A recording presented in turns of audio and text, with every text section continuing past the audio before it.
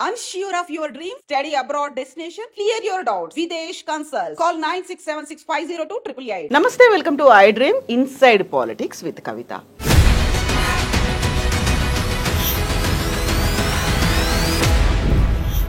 SLBC project మొదలైన దగ్గర నుంచి అవాంతరాలు అడ్డంకులతో స్టార్ట్ అయిపోయింది. ఈ ప్రాజెక్ట్ సడన్ గా ఒక అడుగు ముందుకు పడుతుంది అనుకున్న తరుణంలో ఎస్ఎల్బిసిలో అతిపెద్ద ప్రమాదం జరిగింది.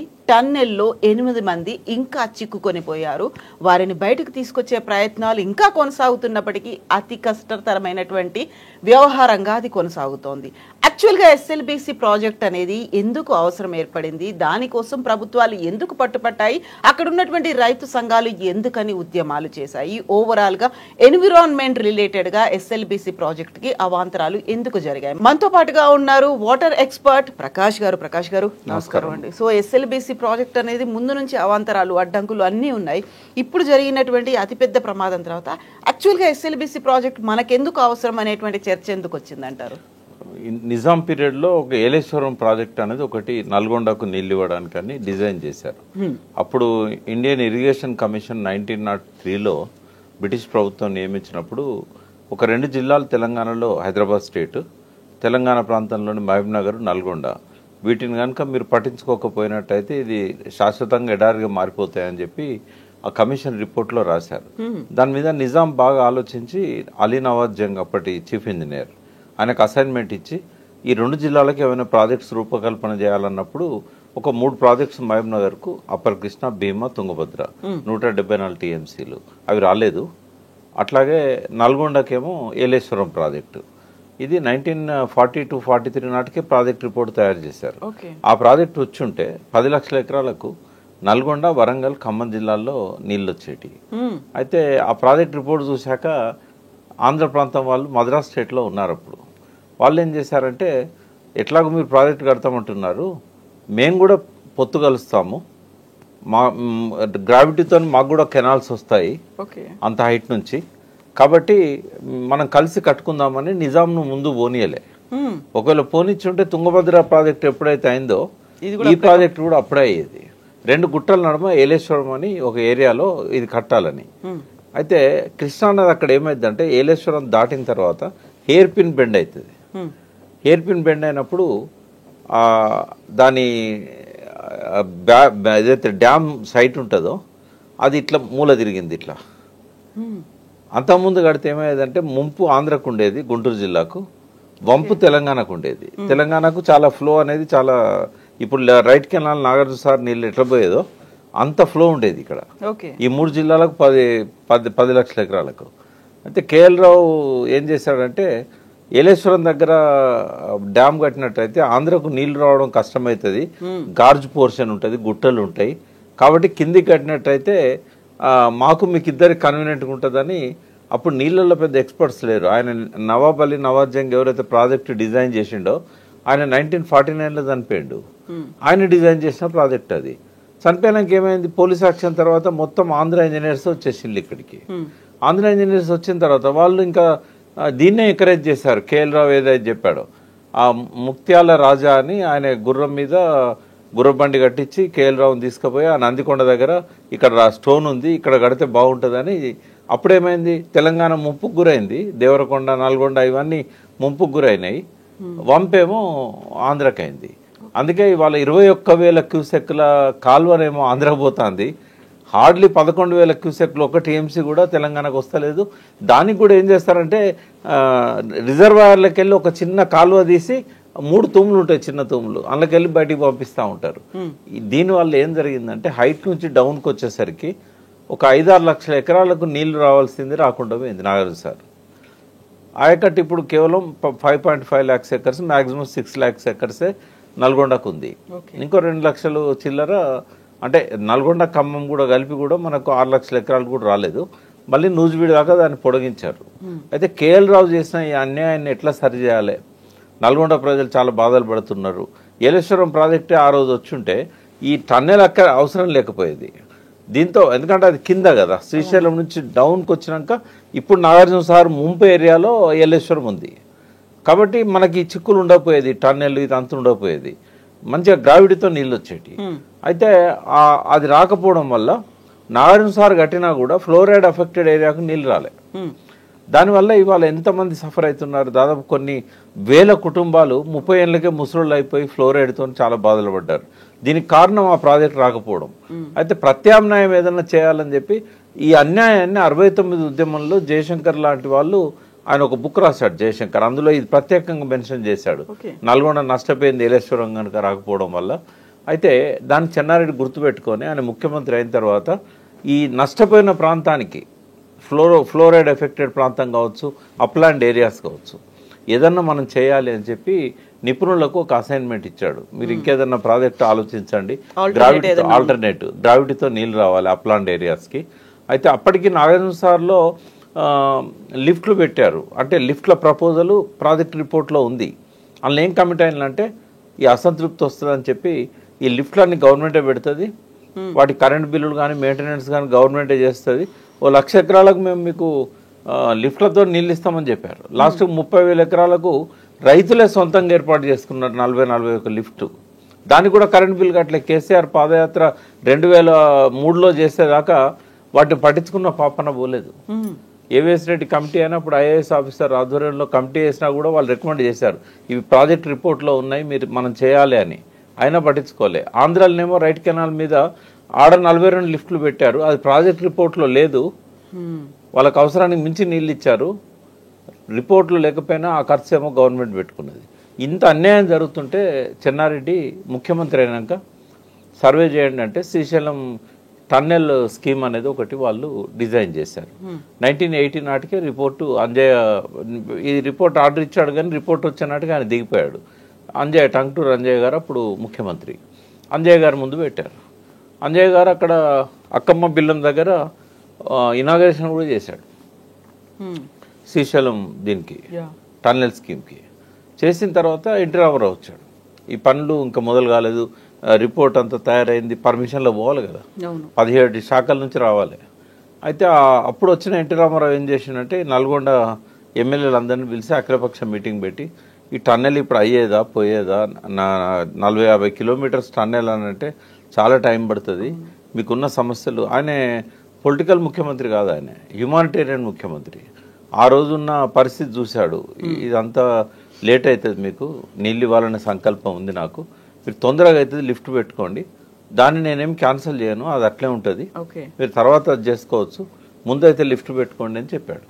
అఖిల పక్షంలో కూడా అందరూ కొంచెం వాదించిన తర్వాత లాస్ట్కి ఒప్పుకున్నారు, అదేం రద్దు చేయట్లేదు కదా, గ్రావిటీతో వచ్చేదాన్ని లిఫ్ట్ ఎందుకు తీసుకోవాలనేది ఒక ప్రశ్న వచ్చింది. ఇట్లా తాత్కాలిక మెజర్గా లిఫ్ట్ పెట్టుకుందాం, తర్వాత గ్రావిటీతో వచ్చినాక లిఫ్ట్ తీసేద్దామని అన్నాడు. అన్న తర్వాత ఒప్పుకున్నారు. ఒప్పుకున్న తర్వాత 10 ఏళ్ళు పట్టింది ఆ లిఫ్ట్కు శ్రీకారం చుట్టడానికి. అది కూడా ఎందుకు కలిగింది, ఈయన అన్నాడు కానీ ముందు పోలే ఫైలు. తర్వాత 5+2 7 ఏళ్ళు ముఖ్యమంత్రిగా ఉన్నాడు, 78 దాకా ఉన్నాడు కదా ఎన్టీ రామారావు. ఏం చేయలేకపోయాడు. 87 దాకా 87 దాకా ఉన్నా కూడా ఏం చేయలేకపోయాడు. దాని తర్వాత జలసాధన ఉద్యమం మొదలైంది దుచ్చర్ల సత్యనారాయణ ఆధ్వర్యంలో. 500 మంది పార్లమెంటుకు నామినేషన్లు వేశారు 96లో.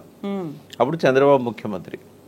మాధవరెడ్డి దీన్ని పట్టుబట్టాడు, ఎలిమినేట్ మాధవరెడ్డి పట్టుబట్టి ఆ లిఫ్ట్ స్కీమ్ను ముందుకు తీసుకెళ్ళాడు ఆయన. బట్ ఈ టన్నెల్ స్కీమ్ మాత్రం ముందు పోలే. అయితే అనుమతులు వచ్చాయి టన్నెల్కి. టన్నెల్స్ 2 రకాలు ఉంటాయి, ఇప్పుడు అందులోనే ఉన్నాయి 2 రకాల టన్నెల్స్. ఒకటేమో 43.9 అంటే 44 కిలోమీటర్స్ ఒక టన్నెల్, ఇప్పుడు ప్రమాదం జరిగింది. ఇంకోటి 7.2 కిలోమీటర్లు. ఈ రెండింటి మధ్యలో డిండి వాగు ఉంటుంది, దాని మీద ఒక రిజర్వాయర్ ఉంటుంది, మిడ్ డిండి రిజర్వాయర్ అని చెప్పి అది ఒక బ్యాలెన్సింగ్ రిజర్వాయర్. అయితే ఆ రిజర్వాయర్లో ఈ టన్నెల్ వచ్చి పడుతుంది వాటర్. మళ్ళీ అక్కడ నుంచి ఇంకొక టన్నెల్ స్టార్ట్ అవుతుంది. ఆ టన్నెల్ పెండ్లిపాకల రిజర్వాయర్ అని ఇంకో బ్యాలెన్సింగ్ రిజర్వాయర్, దాని దాకా ఆ టన్నెల్లో పోతాయి. ఆ టన్నెల్ అక్కడ నుంచి కాలువ ద్వారా వస్తాయి. మళ్ళీ ఈ ఏఎంఆర్ ప్రాజెక్ట్ అని ఏదైతే లిఫ్ట్ స్కీమ్కు పెట్టారో ఎలిమినేట్ మాధవరెడ్డి ప్రాజెక్ట్ అని, ఆ మెయిన్ కెనాల్కు మళ్ళీ కలుపుతారు అన్నట్టు. అయితే అడ్వాంటేజ్ ఏంటి అంటే టన్నెల్ పూర్తి అయితే గ్రావిటీతో నీళ్ళు వస్తాయి. బట్ ఎప్పుడు 800 ఎప్పుడు పూర్తి అయింది అనేది మాట్లాడదాం. 854 అడుగుల దాకా నీళ్లు ఉన్నప్పుడే, అంతకంటే తక్కువ ఉంటే రావు. ఇక్కడ ఆశ్చర్యం ఏంటంటే రాయలసీమ ఎత్తిపోతల పథకం జగన్ తీస్తున్నది 798. 798 దగ్గర వచ్చిన నీళ్ళన్నీ ఆయన తీసుకుపోతా ఉంటే 854 ఎన్నడు రావాలి? రెండవది పొరపాటున వచ్చినాయి అనుకుందాం. 802 దగ్గర ముచ్చుమర్రి అని చెప్పి అక్కడ నుంచి అందిరెడ్డి ద్వారా మళ్ళా పెన్నా నది బేసిన్ ఇంకో ప్రాజెక్టు, కేసీ కెనాల్ కూడా వాళ్ళు పెట్టారు. ఇటు కేసీ కెనాల్కు అటు అందిరెడ్డి వాకు, అక్కడ అదొక ఆటంకం. కైలాసంలో నిచ్చెనెక్కుతా ఉంటే పాములు మింగుతూ ఉంటాయి కదా, ఆ నీళ్ళు లెవెల్ పెరుగుతున్న కొద్దీ ఇవి తీసుకుపోతూ ఉంటాయి. లాస్ట్కి 841 వచ్చేసరికి పోతిరెడ్డిపాడు ఎంత పెద్దది అంటే రోజుకి 5-6 టీఎంసీలు తీసుకుపోవచ్చు. ఇంకెన్నడు రావాలి? ఇప్పుడు ఇది టన్నెల్ పూర్తయినా కూడా ఆశపడని తప్పితే నీళ్ళు వస్తాయి అందులో. సరే మొదలు పెట్టిండు. కేసీఆర్ గారు పవర్ ప్లాంట్ ప్రజెంట్ చేసినప్పుడు అసెంబ్లీలో చెప్పిండు, ఇదో అంటే ఆయన చెత్త అనలేదు కానీ ఇదో దిక్కుమాలిన ప్రాజెక్ట్ అనే పద్ధతిలో మాట్లాడాడు ఆయన. ఎందుకంటే ఇప్పుడు మొదలు పెట్టిండు, మేము ఆపలేము, అది ముందుకు పోదు వెనుకకు పోదు, అలా అన్ని సమస్యలు అందులో ఉన్నాయి. టన్నెలు ఇప్పుడు ఏదైతే 7.2 కిలోమీటర్లది ఎప్పుడో పూర్తి చేశారు. ఎందుకు అంటే అది మాన్యువల్గా చేసుకుంటే వెళ్ళిపోతారు. డ్రిల్ బ్లాస్ట్ హెవీ మెషిన్స్ అవసరం లేదు దానికి. ఎందుకు అవసరం లేదంటే అది ప్లేన్ ఏరియాలో ఉంది, టైగర్ రిజర్వ్లో లేదు అది. కాబట్టి 2-3 కిలోమీటర్లకు ఒకడ ఆడిట్ అని తవ్వి ఆ రాళ్లను మట్టిని అంతా సొరంగం తవ్వేటప్పుడు ఏదైతే అంత మట్టి రాళ్ళు పడతాయి కదా, అదంతా ఎత్తిపోసుకోవడానికి ఆడిట్ ఉంటుంది అన్నట్టు, బయటికి తీసుకుపోవడానికి. బట్ ఇది 44 కిలోమీటర్లు ఎక్కడ కూడా ఆడిట్ ఉండదు. ఎందుకు ఉండదు అంటే ఒక 400 మీటర్లకు దిగువన ఉంది, అంటే ఆల్మోస్ట్ ఒక 1/2 కిలోమీటర్ దిగువన ఉంటుంది సర్ఫేస్కి. 1/2 కిలోమీటర్ ఉన్నా ఆడిట్ తీసుకోవచ్చు. కానీ ఏమవుతుంది, టైగర్ రిజర్వ్ కాబట్టి వాళ్ళు ఇవ్వరు. ఇట్లా ఈ 43 కిలోమీటర్లు 44 కిలోమీటర్లు ఏ పక్క నుంచి ఎంటర్ అవుతావో మళ్ళీ ఆ పక్క నుంచే వెళ్ళిపోవాలి. రేపు మొత్తం టన్నెల్ త్రూ అయిందంటే ఈ కొనకు ఎంటర్ అయితే ఆ కొన దాకా పోతుంది. అయితే వీళ్ళు ఏం చేశారు, 2 టన్నెల్ బోర్ మిషన్స్ పెట్టారు. టన్నెల్ బోర్ మిషన్స్ అనేటివి 2200 సంవత్సరాల కిందనే ఇన్వెంట్ చేశారు ఫారినర్స్. సో అక్కడ అమెరికాలో కానీ జర్మనీలో కానీ ఇవన్నీ టెక్నాలజీ వాడుతున్నారు. లండన్లో కూడా థేమ్స్ నది కింద 1825లో ఒక టన్నెల్ తీశారు. అయితే అక్కడ రైల్వే మార్గాల కోసం, లండన్లో రైల్వే మార్గాల కోసం, వీటన్నిటి కోసం టన్నెల్ సిస్టమ్, టన్నెల్ బోరింగ్ మిషన్లతోనే ఆ రోజుల్లోనే స్టార్ట్ అయింది. అయితే ఇది ఏజ్ ఓల్డ్ టెక్నాలజీ కదా, ఇది తెప్పిస్తే మనకు ఇబ్బంది ఏముండదు అని చెప్పేసి 44 కిలోమీటర్ల టన్నెల్ ఇరిగేషన్ కోసం వాడడం అనేది వరల్డ్ రికార్డ్ ముందు ఎక్కడ లేదు. ఇప్పుడు ఈవెన్ కాళేశ్వరంలో కూడా 203 కిలోమీటర్ల టన్నెల్స్ తీశారు. కానీ లెంత్ ఎంత అంటే లాంగెస్ట్ టన్నెల్ లెంత్ 17 కిలోమీటర్లే. కాబట్టి ఇంతకుముందు అనుభవం లేదు, ఫస్ట్ టైం, వరల్డ్నే ఫస్ట్ టైం. రోడ్ల టన్నెల్స్ ఉన్నాయి కొన్ని, రైల్వే మార్గాలకు టన్నెల్స్ ఉన్నాయి. ఢిల్లీ పోయేటప్పుడు మనం నాగ్పూర్ దాటిన తర్వాత కూడా మనకు టన్నెల్స్ కనబడతాయి. ఆ టన్నెల్ ఎంత 1 కిలోమీటర్ 1/2 కిలోమీటర్ తప్ప కిలోమీటర్ల కొద్ది లేదు. రోడ్ టన్నెల్ నేషనల్ హైవేస్లో కూడా టన్నెల్స్ ఉన్నాయి. లాంగెస్ట్ టన్నెల్ అటల్ టన్నెల్ మొన్న మోడీ గారు 3 కిలోమీటర్లు, అది హిమాచల్ ప్రదేశ్, అది భారతదేశంలో లాంగెస్ట్ టన్నెల్ అది. కాబట్టి 44 కిలోమీటర్ల టన్నెల్ ఎట్లా అనుకున్నాడో రాజశేఖర్ రెడ్డి ఏందో, అది మొత్తానికి ఏంటంటే జయప్రకాష్ అసోసియేట్స్ అని ఒక రెప్యూటెడ్ ఆర్గనైజేషన్ అది. వాళ్ళు చాలా పనులు చేస్తారు, సర్దార్ సరోవర్, బాక్రానంగల్ లాంటి వాటిలలో పనులు చేసిన వాళ్ళు. సో వాళ్ళకి అవార్డు వచ్చింది. 1925 కోట్లతోని ఈ టన్నెల్ 44 కిలోమీటర్లు వాళ్ళకి ఇచ్చారు. ఇచ్చిన తర్వాత ఆరంభంలోనే కష్టాలు స్టార్ట్ అయినాయి. ఇట్లా ఇటుపక్క ఒకటి అటుపక్క ఒకటి 2 వైపుల నుంచి మొదలు పెట్టారు. ఇటు పోయింది మధ్యలో పోతుంది, అటు నుంచి వచ్చేది కూడా మధ్యలోకి వస్తుంది. పోయినాక ఏమైంది, బిగినింగ్లోనే స్టక్అప్ అయిపోయింది. మళ్ళీ దాన్ని అంతా వెనుకో తీసుకొచ్చి బేరింగులు అవి ఇవన్నీ పోతే అవి మళ్ళీ అమెరికా నుంచి బేరింగులు తీసుకురావాలి. అది టైం టేకింగ్ ప్రాసెస్ కూడా. రాబిన్సన్ కంపెనీ అని అమెరికాలో చాలా ఏళ్ళ నుంచి అది ఈ టన్నెల్ బోర్ మిషన్స్ తయారు చేసే కంపెనీ. లండన్ కూడా అదే కంపెనీ సప్లై చేసింది. సో ఆ కంపెనీ వాళ్ళ దగ్గర బుక్ చేశారు. సో వాడు వచ్చి మళ్ళీ కస్టమ్స్ దగ్గర నెలల కొద్ది పడి ఉన్నాయి అవి. ఎందుకంటే వీటన్నిటి మీద కస్టమ్స్ డ్యూటీ చాలా ఎక్కువ ఉంటుంది. ఆ డబ్బులు కట్టలేక ఇక్కడ నుంచి అవి నెలల కొద్దీ ఆడ బాంబే పోర్ట్లో పడిపోయినాయని. ఇట్లా మొత్తానికి ఏంటంటే మళ్ళీ దాన్ని రీఫిక్స్ చేశారు, మళ్ళీ స్టార్ట్ చేశారు. 2014 నాటి వరకు ఒక 22 కిలోమీటర్ల టన్నెల్ తీయగలిగారు. రోజుకి ఎంత 1 మీటర్ 2 మీటర్లు కూడా పోదు, అది 1 మీటర్ పోతే ఎక్కువ ఒక రోజు. అయితే దాని పని ఏముంటుందంటే హార్డ్ రాకుంటేనేమో పలగొట్టుకుంటే వెళ్ళిపోతుంది, కానీ లూజ్ సాయిల్ ఉన్న కాడ, సీపేజ్ ఉన్న కాడ అవును ఇవన్నీ సిమెంట్ బ్లాక్స్ తీసుకుపోయి ఫిక్స్ చేస్తారు. మళ్ళీ ప్రొటెక్టింగ్ వాల్ లాగా కూడా కట్టుకోవాలి. Pre fabricated. ఒకటి లోపల గ్రౌటింగ్ చేయాలి, ఎంతవరకు అయితే ఆ లీకేజ్ వస్తున్నదో సిమెంట్ గ్రౌటింగ్ చేయాలి, అది రాకుండా హోల్ను మూసేయాలి. తర్వాత అది క్యూరింగ్ అయిన తర్వాత మళ్ళీ కెమికల్ గ్రౌటింగ్ లాంటివి చేసి ఆ తర్వాత ఈ ప్లేట్లను ఫిక్స్ చేయాలి. అట్లా చేస్తేనే ఉంటుంది అది, లేకపోతే ఉండదు. అయితే ఈ చేసే క్రమంలోనే వీళ్ళు ఏమనుకున్నారు, సరే కేసీఆర్ గవర్నమెంట్ వచ్చిన తర్వాత ఆయన ఒక 1127 కోట్లు ఆయన గవర్నమెంట్లో కూడా ఇచ్చారు. నాకు నిన్నటిదాకా ఇన్ఫర్మేషన్ లేకుండే, వేరే కాడ మాట్లాడేటప్పుడు కూడా నేను ఏం పెట్టలేదని చెప్పాను, బట్ అది కరెక్ట్ కాదు. 1127 కోట్లు పెట్టి ఇంకో 11 కిలోమీటర్లు దీన్ని అదనంగా తీసుకుపోగలిగాడు. అంటే ఇప్పుడు మొత్తం 22 + 11 33 కిలోమీటర్లు టన్నెల్ పూర్తయింది. అయితే ఇంకా 10 కిలోమీటర్ల వరకు చేయాలి. 10 కిలోమీటర్లు 10-11 కిలోమీటర్ల మధ్యలో చేయాల్సి ఉన్నది. అయితే ఉత్తమ్ కుమార్ రెడ్డి దాన్ని ప్రెస్టేజ్గా తీసుకున్నాడు, అంటే కంటిన్యూగా వర్క్ నడుస్తూనే ఉంది. అయితే ఆయన ఏం చేశాడంటే దానికి మళ్ళీ కొంత బడ్జెట్ శాంక్షన్ చేయించి, ఇక అది బడ్జెట్ పెరుగుతూనే ఉన్నది. ఫస్ట్ మొత్తం ప్రాజెక్టే 2800 కోట్లు అనుకున్నారు, 3400 కోట్లకు పోయింది స్టార్టింగ్లోనే. 3400 కోట్ల నుంచి ఇప్పుడు 12-13 కోట్లకు పోయింది అంచనా. అయితే ఇట్లా పెంచుకుంటూ పోతూనే ఉన్నారు. అక్కడ కూడా వర్క్ అట్లనే లేట్ అయిన కొద్దీ విపరీతంగా నష్టాలు వస్తూ ఉన్నాయి. సో ఫస్ట్ ఏమనుకున్నారు, ఒక 5-6 ఇయర్స్లో కంప్లీట్ చేసే ప్రాజెక్టు 2010 కల్లానే అయిపోవాలనుకున్నారు. 2014 వరకు చాలా తక్కువ అయింది. సో మళ్ళీ దాన్ని కేసీఆర్ గారు కొంత ముందుకు నడిపించారు. ఏం చేయగలుగుతామో ఆయన బెస్ట్ ఆఫ్ ది బెస్ట్ చేయగలిగిండు ఆయన పీరియడ్లో, ఆయన తప్పబడటానికి లేదు. బట్ అక్కడున్న ప్రమాదాలు అయితే మొదటి నుంచి పొంచి ఉన్న విషయం ఆయనకు తెలుసు. వాళ్ళందరినీ అప్రమత్తంగా ఉండి పనులు చేయండి అన్నట్టు చేసుకుంటూ వెళ్ళిపోయారు. ఈ కాంగ్రెస్ గవర్నమెంట్లో ఇప్పుడున్న మంత్రులకు కానీ వీళ్ళకి కానీ వాటి మీద పెద్దగా అవగాహన లేదు. స్టార్ట్ చేసింది వాళ్ళే అయినా కూడా దాన్ని మానిటరింగ్ కానీ నియంత్రణ కూడా వాళ్ళకి తెలియదు. అంతా అమెరికన్ కంపెనీ వాళ్ళు చేసుకుంటారులే అని వదిలేశారు.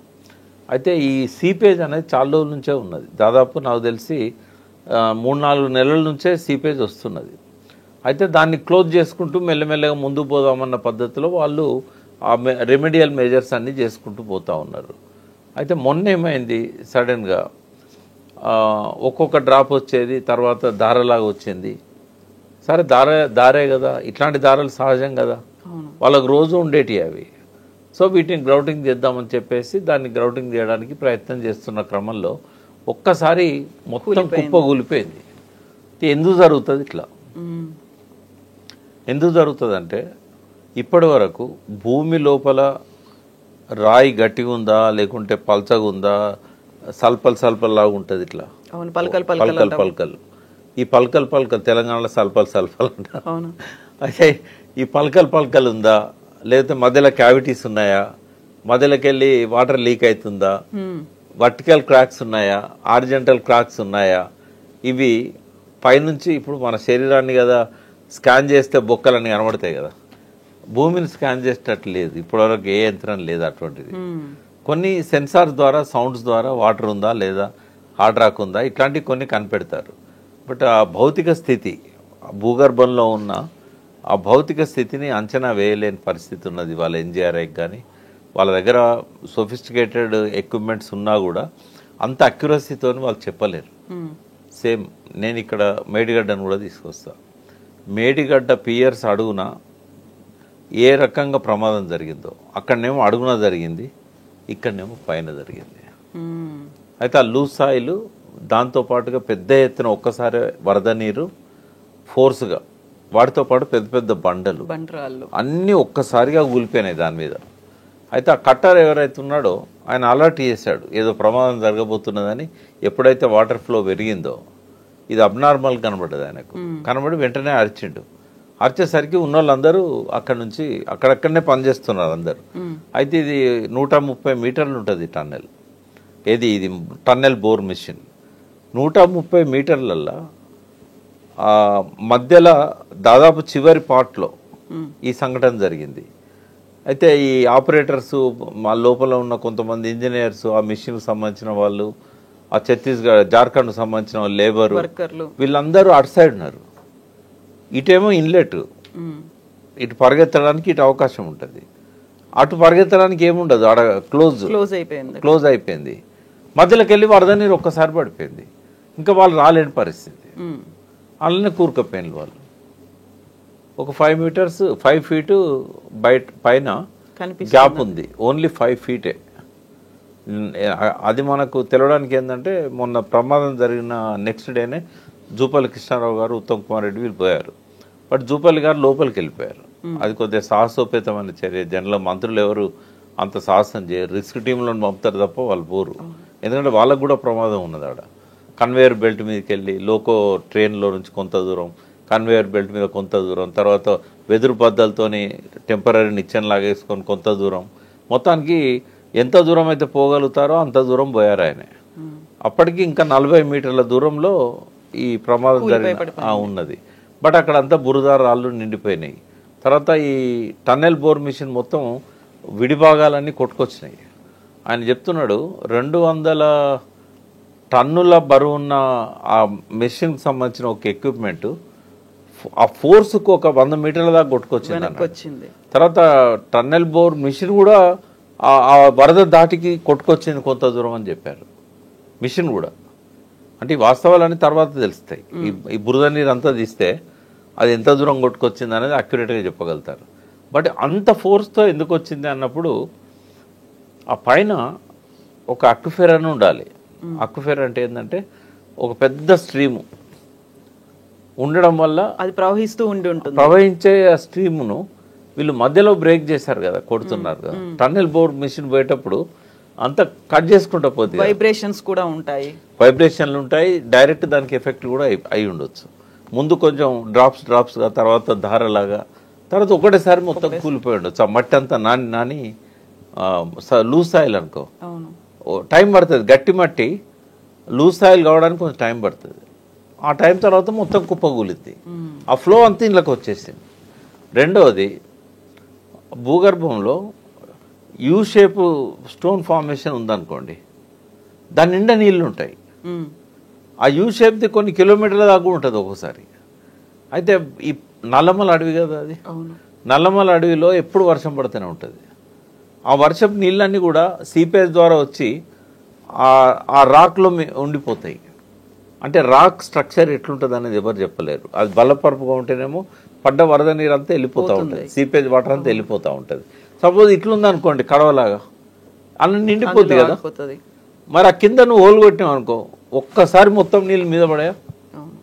అంత ఫోర్స్ వచ్చిందంటే అట్లాంటిది జరిగి ఉంటుందని అనుకుంటున్నాను. లేదా సర్ఫేస్ మీద ఏమన్నా జలాశయం ఉందా? ఆ నల్లమల అడవి టైగర్ రిజర్వ్ ఫారెస్ట్, ఆ టైగర్స్ కోసం నీళ్ళు తాగడానికి కూడా చెరువులు, కుంటలు ఉంటాయి ఆడ. ఏం జరిగిందో మనకు తెలియదు. ఇప్పుడు ఆ అడవిలో పోయి ఎవరన్నా కరెక్ట్గా ఈ పాయింట్ దగ్గర వెతికి ఆడ ఏముందని ఇప్పటివరకు ఎవరు చెప్పలేదు. పైన ఏదో హెలికాప్టర్లో తిరుగుతున్నట్టున్నారు, నేవీ హెలికాప్టర్లో, కానీ వాళ్ళకి ఇక్కడనే టన్నెల్ అని చెప్పడానికి కూడా ఏం లేదు. ఇక మ్యాప్ పట్టుకొని కింద ఎట్లుందో పైన అట్లా తిరుగుతుంది తప్ప దొరకదు. అది దానిపైన గుట్టు ఉన్నదా తెలియదు, కొండలున్నాయా తెలియదు. అంటే ఇట్లా జరిగింది అది. ఇది అందులో చిక్కుకున్న వాళ్ళైతే బతికే అవకాశం లేదు. 8 మంది పరిస్థితి అంటే వాళ్ళు బురదలో కూరుకుపోయారు, ఆక్సిజన్ అందట్లేదు, బురద వాళ్ళు ఇంతసేపు కాదు, అది ప్రమాదం జరిగినాక ఒక 3-4 మినిట్స్లో చనిపోయి ఉంటారు. ఇప్పటికి రోజులు గడుస్తున్నాయి, గంటలు లెక్క పెట్టుకుంటూ ఉన్నాం. అవకాశం లేదు.